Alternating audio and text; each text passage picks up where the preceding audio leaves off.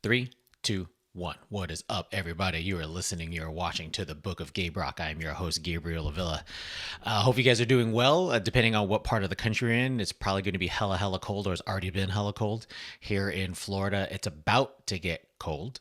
We actually had to unhook things from the faucets outside and start to do some winter preparations because it's going to get really cold tonight, which is Saturday. And so we're just making sure we're covering down, but it's probably not as bad as the rest of the country. So hope everybody is staying safe wherever you happen to be. And if you happen to be in the warmer parts of the country, good on you. And so if you're back home in Hawaii, good on everybody else who's just enjoying paradise. But yeah, it's been an interesting, it's crazy. Someone mentioned to me that we're still in only January. Like, it was weird. The holidays season from like October through December seemed like it went really fast.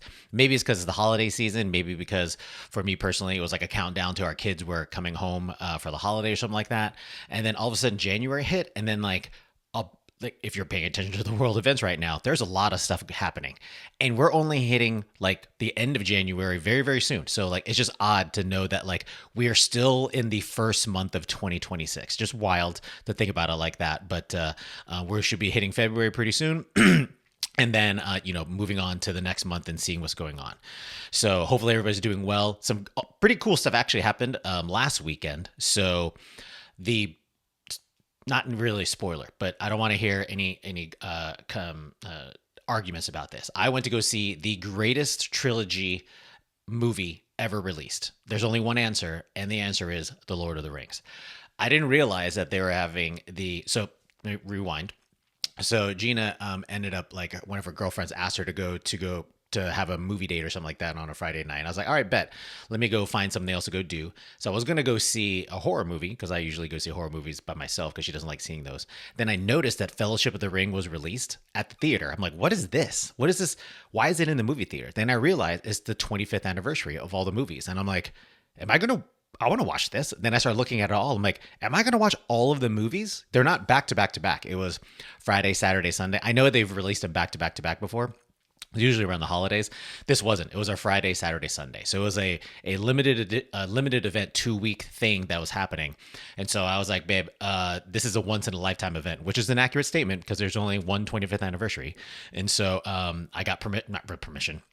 I went to go see the movies back to back to back, Friday, Saturday, Sunday. It was amazing. It was amazing watching those movies in the big screen. I never saw them in the big screen. I've only seen them on DVD and Blu-ray. So it was really cool.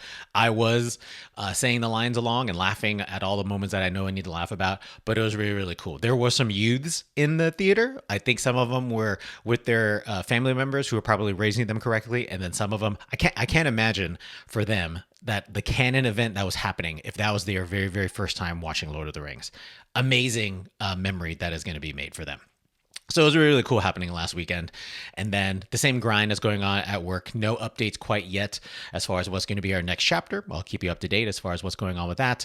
But yeah, continuing to, as life goes on and work goes on, continue to find more and more content to think about. And so last week's content, as far as know the rules if you want to win, there was definitely it was inspired by some conversations I had with the wife, but also some of the things that I just noticed here at work as well. So the way the story was going is like, she actually was telling me that she got, basically her and her team encountered a problem at work, attempted to fix the problem at work. Then she literally got called into the principal's office. She works at a school, and was like, hey, so did you guys encounter a problem? Yes, we did. And we fixed it. Oh, you're not supposed to fix a problem like that. Really? Why? Seems like we fixed it pretty well. Yeah, you did it wrong though. That's a wrong way to do it. Okay, so she got like her hand slapped about it. And then she was upset about it. She's like, I thought like fixing is fixing. So then I said, you should go back and I recommended to her, you should go back and ask, like, can you write down what's the right way to do it? That way I can go back, brief my team to make sure we don't do it the wrong way. And I recommended that on purpose. And so she went back. I'm like, hey, can you guys write down exactly what's the right way to do something? And the response was, well, I mean, no, we're not going to write it down. You just were wrong. And we just need you to not do it again. That's a really weird position to be in. And so the way I analyze that situation is that they don't want to write something down because they want to be able to manipulate any situation to where they're always going to be right and you are always going to be wrong. And I think that's a bunch of shit. And so that's how I even told her. I'm like, they're they're going to put themselves in a power position, and you need to be careful because they are going to continue to take advantage of you because they choose not to write something down. So, in the military, in the Air Force, definitely we have a thing called standard operating procedure. Everybody, businesses have those kind of things, right? In the Air Force, we have the called, especially on the flight line, but called technical orders or TOs. They're basically written down ways how to do certain things. There's a very structured process on how you fix a plane. There's a very structured process on how you update a server or upgrade an operating system. There's certain ways to do it. You follow the instructions. The reason why these things are done because there should be a documented proper way to do something or fix a problem. If that process needs to be updated, you update the process to make sure, and then you train everybody to do it properly so everybody knows the proper way to implement something. And then if someone does something wrong, you can go back and be like, hey, you missed step 6. We need to retrain you to make sure that you accomplish step 6. It's very objective. You don't have to be, it's no like, you did it wrong and you can't actually pinpoint what needs to be fixed. You have a very clear understanding of what needs to be fixed because you wrote the process down. And so for whatever reason, and even including in my current work environment, there's this hesitation to write things down. A lot of people will be like, oh, you're boxing us in. We can't just be so prescriptive. You just got to figure it out. Okay, that sounds like you're just being lazy because we're not trying to say you need to be so prescriptive, like you must walk into the building, log onto the computer, do this, do that. Like clearly we're not talking about that, but there should be some degree of structure, just basic roles, general roles of responsibility. Who does what? Where do we turn these in? Who's the approval authority? Who gets to say yes or no? Those things are just very, very basic at understanding how a team works. If you don't have those things defined, it gets very, very unstructured and can actually cause a lot of tension because if I believe I have the authority to make something and I choose it, like where in Gina's perspective, her team, they saw a problem and fixed it on the spot. No one said that they had to go back up to their chain, their boss or their boss's boss to say, do I need permission to do this? Because that process was written down. And now it's like, well, just come and check in with us every single time you see something. You just created like a level of bureaucracy that doesn't need to be there. If it's a simple, like, do I need to ask you to go clean up something?